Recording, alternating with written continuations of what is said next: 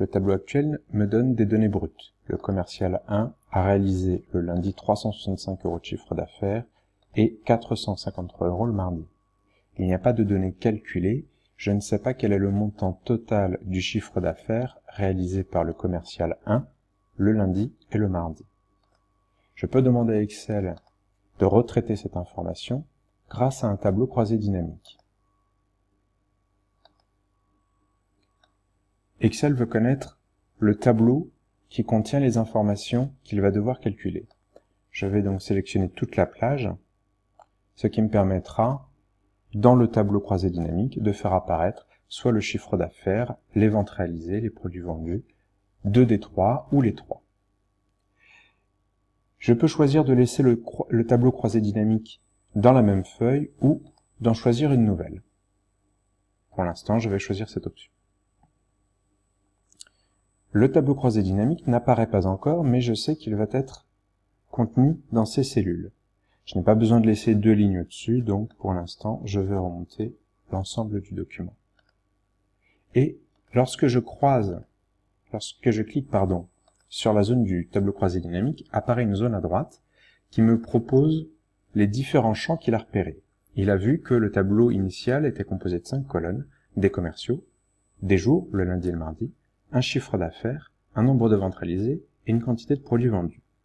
Je peux utiliser les 5 ou seulement une partie de ces informations dans le tableau qui va être généré. Par exemple, si je voulais connaître le montant total du chiffre d'affaires de chaque commercial sur les 2 jours, je n'ai besoin que des commerciaux et du chiffre d'affaires. Automatiquement, Excel m'a proposé d'inscrire le commercial comme étiquette de ligne, et donc sur chaque ligne, j'ai un numéro de commercial, et d'en calculer en face la valeur totale, donc la somme, il m'a fait la somme du chiffre d'affaires pour toutes les valeurs de chaque commercial, ici 2 jours. Je peux fermer, je vais sélectionner mon tableau, et j'ai des options de tri possibles. Je peux par exemple demander à Excel de me faire un tri en classant le meilleur vendeur et le dernier à la fin. Il s'agit dans ces cas-là d'un tri descendant, décroissant, qui ne se fera pas en fonction du commercial, mais bien en fonction de son chiffre d'affaires. J'ai bien le meilleur commercial, qui serait ici le numéro 1, en premier, et le dernier commercial qui serait ici le numéro 7, avec seulement 223 € de chiffre d'affaires en 2 jours. Une petite mise en forme rapide, je vais agrandir la ligne du total et des titres. Pour agrandir la ligne consacrée aux commerciaux, mais en conservant la même hauteur pour chaque ligne, je les sélectionne toutes et je n'en modifie qu'une. En sélectionnant ma feuille, je vais remonter l'alignement au milieu. Pour les chiffres,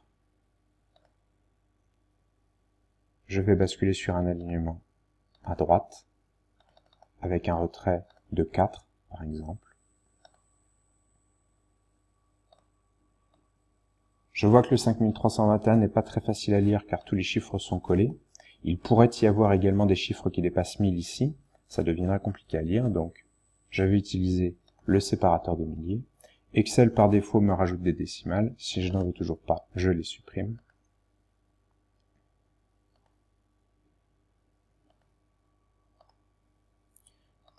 Et pour que le tableau soit un peu plus joli, je vais modifier les titres. Étiquette de ligne ne me correspond pas, par contre il s'agit dans cette colonne des commerciaux.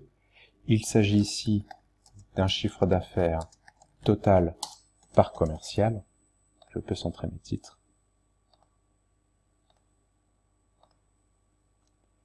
Dernière modification, pourquoi ne pas ajouter les mises en forme conditionnelles que j'avais prévues au départ?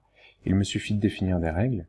Par exemple, je vais décider que le nom du commercial doit apparaître en vert foncé si la valeur de son chiffre d'affaires, ici le premier étant B2, est supérieure à 600 € sur 2 jours.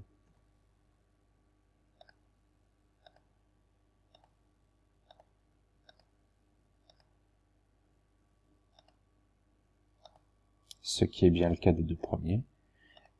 Et une autre règle qui cette fois sera consacrée aux plus mauvais commerciaux, disons ceux qui sont en dessous de 400 € de chiffre d'affaires en 2 jours. Je reprends uniquement la cellule B2, je sais que ça s'appliquera comme ça à l'ensemble de mes commerciaux.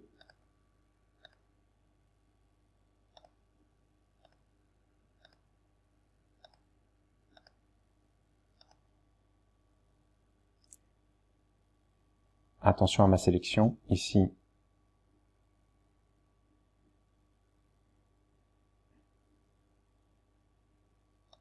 je n'aurais dû sélectionner que la colonne A.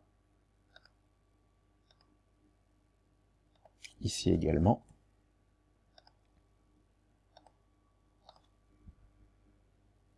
Mon tableau est terminé. Il m'a donné une information calculée dont je ne disposais pas au départ, et il a mis en valeur les meilleurs commerciaux et les plus mauvais, de manière automatique. Je vais faire un dernier test pour modifier mon tableau. Par exemple, le commercial 10 qui est juste en dessous des 600 €, ce qui lui permettrait de faire partie du groupe des meilleurs et d'être affiché en vert. Il lui manque 11 €. Je vais dans mon tableau source. Si je lui rajoute par exemple 20 € en faisant passer son chiffre d'affaires à 249, il devrait franchir la barre des 600 €. Si je reviens dans ma feuille, la modification n'a pas mis à jour le tableau croisé dynamique. Je vais donc partir dans mon outil de tableau croisé dynamique, dans mes options, et demander à ce qu'il soit actualisé. La valeur s'est mise à jour, le commercial apparaît en vert.